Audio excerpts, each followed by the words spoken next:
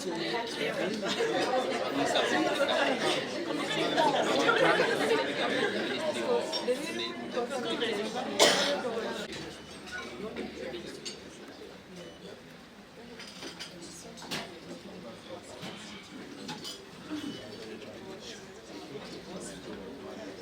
we don't have a role in terms of celebrating.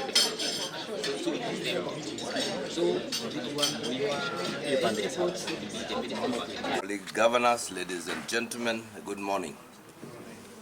I hope you are enjoying breakfast. I thought my voice was loud enough. COGC coordinates the donors. I have two deputy governors who have come. I'm expecting a third one who is out of the country. Now, ladies and gentlemen, chairing the Kahiga, my colleague, Excellency Governors, Deputy Governors present, development partners who are here. Our counties. The governors really allowed us to talk to staff, access them.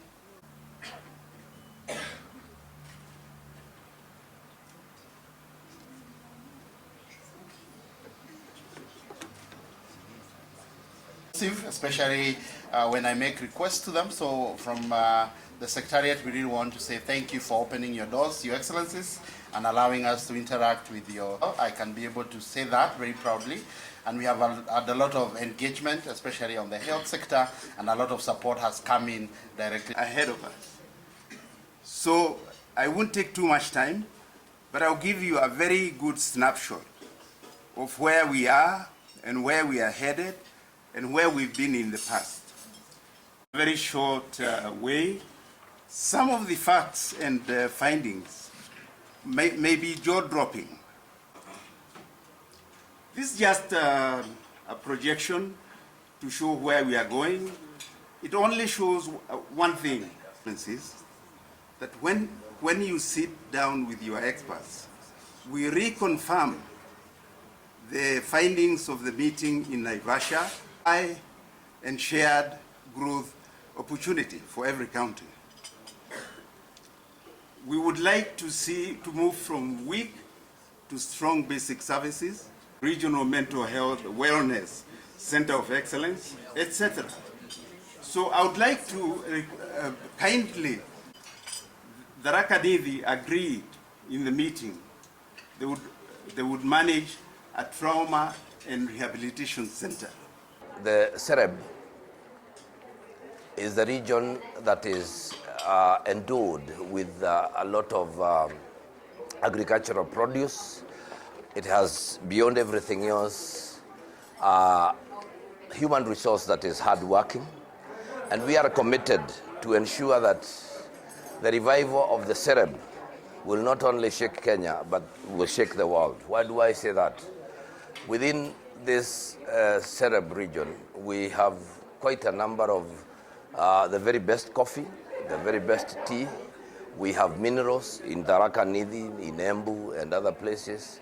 Nakuru is the only city we have within the region, but it is endowed with the rare birds, the flamingos. Tourism is key there. There are quite a number of areas that we can venture into, medical tourism and very many others. But today, our meeting was primarily to engage with development partners with a view of them working with us towards quite a number of things. And our pitch was for us to move together, create secretariats, and do great things for this region.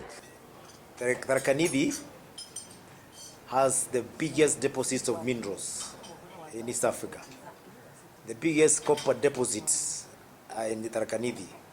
Embu has discovered Colton. That belt go all the way to Tharaka Nithi. Lithium is in plenty, and looking at where we are moving with the cars that are going to be using e-energy or batteries or green energy, that is our future. However, it is good to tell investors and our donor partners, there is a tendency for countries and counties in Africa that have got minerals for it to have a lot of secrecy even around government. As we are doing the the priorities, can we also, and perhaps you have, I'm sure you have, but I would also want to make sure that we've taken into account the comparable advantages of each county as we decide what flagship to put where. I would also probably wish to see a breakdown. When we talk of agriculture, there's so much in that space. Sort of see what, like I know, for example, my brother here in Nyandarua fights with me a lot because we sort of have the same crops. We do a lot of pyrethrum, we do a lot of potatoes, and we do a lot of dairy, just for example. So I kind of want to see how that is. Yeah. There'll be need to map out, because then also you cannot say every county must do something in health, something in manufacturing, something in the other.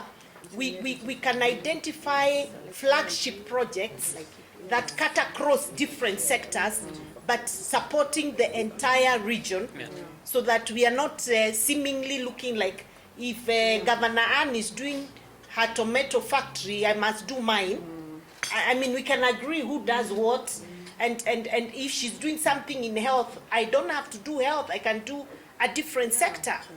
Yes, investors are willing to come, but a lot of these investors, when they're talked to out there, they imagine that counties are as autonomous as states, right? And that counties can make certain decisions that here in Kenya, because we are partially decentralized, we're not fully devolved, those decisions are made at national level. When they are coming and they expect you to put in a certain level of investment so that they can put a certain level of investment and then they pay back over a period of time, that would have to be approved in a form of PPP at the national level. So maybe we also need to classify the kind of investments that we are proposing to come to the counties, right? Based